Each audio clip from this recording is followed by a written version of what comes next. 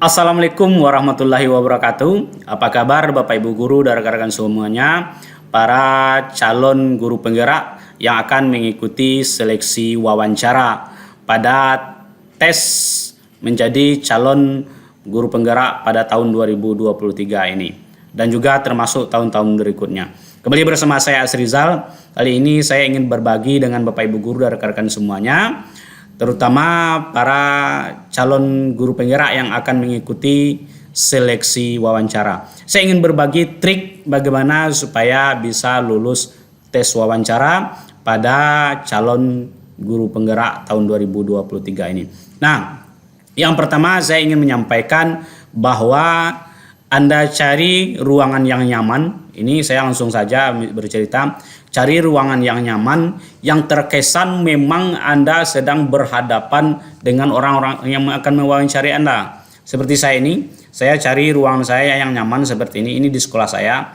Saya buat tempatnya meja seperti ini. Kemudian saya perkirakan pas 2 orang di depan saya yang akan mewawancarai saya. Nah, kemudian itu yang pertama. Yang kedua, Anda diusahakan, ya kalau saya menganjurkan menggunakan laptop. Nah, ini laptop saya letakkan di depan seperti ini.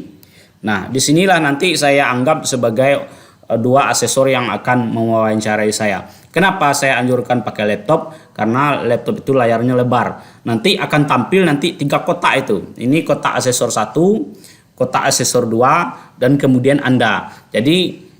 Jadi saya menganjurkan juga di saat wawancara nanti gunakanlah laptop seperti ini.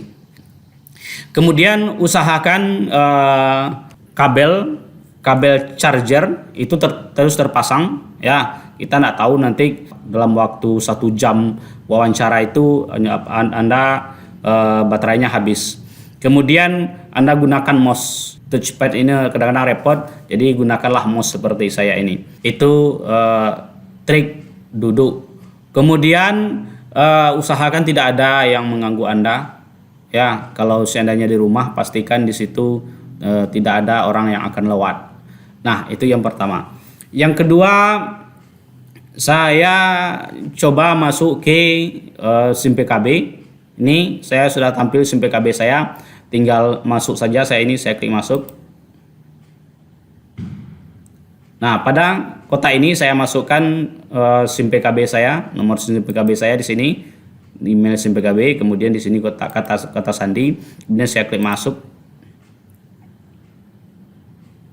Nah, pada tampilan seperti ini, saya klik kotak 9 ini, saya klik kotak, saya ambil guru penggerak. Nah, ini saya close saja, ini informasi. Ini saya close saja, ini udah lewat.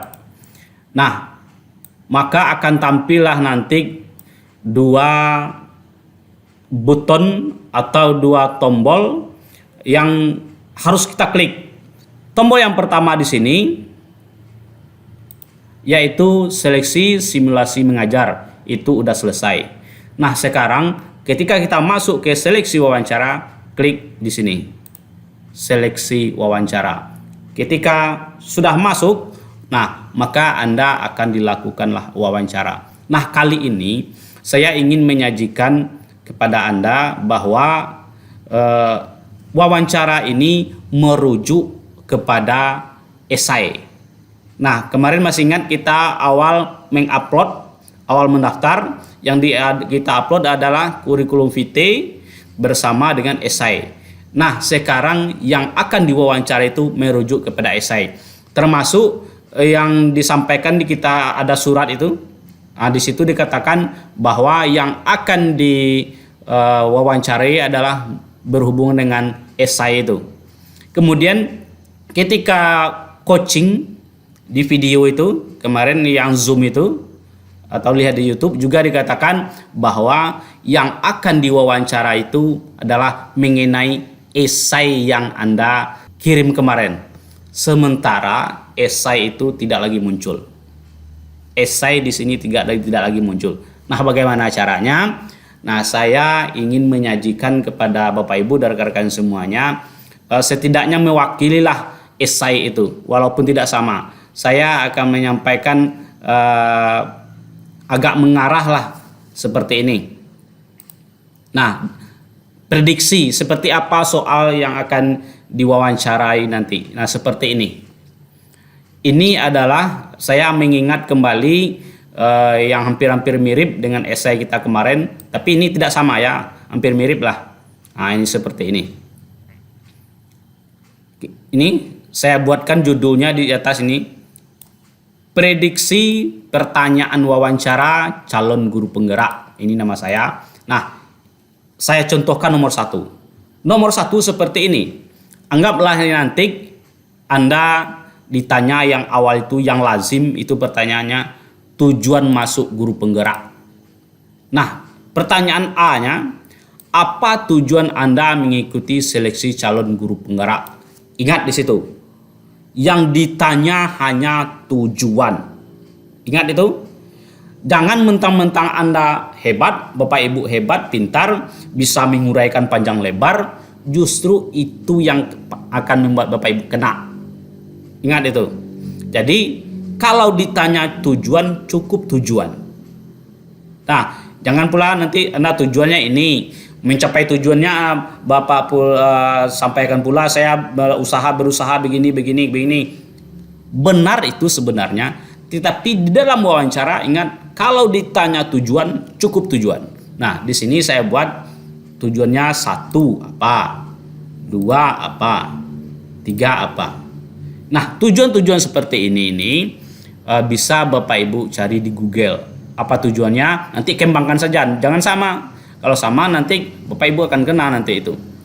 Nah, itu ini saya perkirakan, saya prediksi sama dengan esai kemarin. Saya lanjut ke pertanyaan kedua. Apa modal Anda mengikuti seleksi calon guru penggerak? Apa modal kita? Apa kemampuan kita? Nah, itu saja nanti disampaikan. Nah, apa modal Anda mengikuti seleksi calon guru penggerak? Modal kita. Modal dalam artian apa kemampuan kita? Apa kemampuan yang kita miliki sehingga kita berani untuk mengikuti seleksi calon guru penggerak? Sampaikanlah kemampuan-kemampuan kita di situ. Ingat itu saja, jangan melebar. Jangan nanti Anda dibantu oleh orang lain, Anda nanti belajar kepada orang lain, itu jangan. Yang disampaikan adalah apa kemampuan Anda. Nah, esai yang kemarin ada yang mirip-mirip dengan ini, tetapi ini tidak sama ya. Ini hanya prediksi saja. Tetapi bagaimana Bapak Ibu triknya nanti menjawab. Begitu. Saya masuk ke pertanyaan yang ketiga, yang C. Apa yang Anda persiapkan untuk mengikuti seleksi calon guru penggerak? Nah, apa yang Anda persiapkan? Bisa Anda mempersiapkan peralatan, bisa Anda menyiapkan mental, bisa Anda menyiapkan kesehatan. Yang paling utama adalah selama Anda mengajar selama ini, selama menjadi guru, berarti itulah Anda menyiapkan kemampuan Anda untuk menjadi guru penggerak. Fokus yang Anda siapkan saja, jangan melebar. Ini mentang-mentang pintar, ini mentang pintar menjawab, disampaikan semuanya. Akibatnya kalau Anda terlalu banyak bicara melebar, Anda akan kehabisan modal.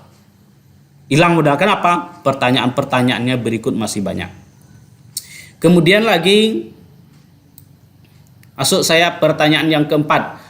Apa yang Anda lakukan agar lulus mengikuti seleksi calon guru penggerak? Apa yang dilakukan? Nah, fokus saja di situ. Jangan berbicara persiapan lagi. Ya, jangan bersiap bantuan orang lagi. Apa yang harus kita lakukan? Maka di sini saya siapkan pula poin 1, poin 2, poin 3. Fokus di situ. Nah, masuk saya yang kelima, siapa yang Anda libatkan? Ini siapa yang Anda libatkan untuk mencapai tujuan Anda? Ya, apa tujuan kita misalnya? Siapa yang kita libatkan? Bisa saja kepala sekolah, bisa saja, tapi kepala sekolah itu diuraikan. Bisa saja teman sejawat, bisa saja nanti siswa. Nah, tapi diuraikan. Maka saya buatkan di sini 1, 2, 3. Nah, pertanyaan ini hampir mirip dengan esai. Ya, dengan esai. Ini memang tidak sama. Tapi saya masih ingat-ingat sedikit. Kemudian yang F, bagaimana perasaan Anda jika tujuan Anda tercapai. Nah, ini mudah-mudahan sulit pertanyaan ini. Apa perasaan Anda? Jangan katakan hanya gembira saja, jangan katakan hanya puas saja. Ya, tetapi Anda berikanlah sebuah statement yang menunjukkan bahwa perasaan Anda tidak hanya Anda, katakan juga pemerintahan itu sudah sukses mengadakan program guru penggerak sehingga membuat Anda itu bisa lulus dalam mencapai tujuan. Yang pertama, tujuan untuk mencapai menjadi guru penggerak. Yang G, yang berikut ini, apa yang Anda lakukan jika tujuan Anda tercapai? Nah, apa yang Anda lakukan? Ingat itu. Yang pertama tentu mengikuti guru penggerak itu sendiri. Yang kedua, ketika Anda sudah mampu, Anda harus mempraktekkan. Yang ketiga, ketika Anda mampu, Anda harus berbagi dengan yang lain. Nah, sampaikan seperti itu. Nah, itu yang poin ini. Poin berikutnya, kalau Anda menjawab, kalau Anda dikasih pertanyaan, biasanya pertanyaan itu runut runtun. Misalnya, apa tujuan? Dari tujuan itu runut ke bawah. Apa modal Anda untuk mengikuti seleksi atau mencapai tujuan itu? Selalu runut ke bawah pertanyaannya. Jadi ketika Anda dikasih sebuah pertanyaan, menjawab sebuah masalah, maka Anda akan runut pertanyaan ke bawah. Jadi ketika Anda dikasih pertanyaan, itu hati-hati menjawab. Kenapa? Jangan sampai nanti pertanyaan berikutnya Anda kewalahan. Oke, contoh. Apa masalah yang paling berat Anda temukan? Nah, andaikan itu contohnya. Nah, misalnya saya kesulitan berhadapan dengan orang tua wali murid yang siswa itu bermasalah. Nah, itu masalah yang paling berat Anda temukan. Nah, itu ke bawahnya ditanya lagi, apa contoh permasalahannya? Di ke bawahnya ditanya lagi, apa-apa saja yang Anda lakukan untuk mengatasi masalah itu? Ke bawahnya akan ditanya lagi nanti itu tuh. Nah, seandainya usaha itu tidak sukses, apalagi yang Anda lakukan? Ditanya ke bawah lagi, siapa saja yang Anda libatkan dalam menghadapi permasalahan itu. Jadi begitulah pertanyaan-pertanyaan di wawancara ini. Ya, semoga ini bermanfaat. Oke, demikian saja. Assalamualaikum warahmatullahi wabarakatuh.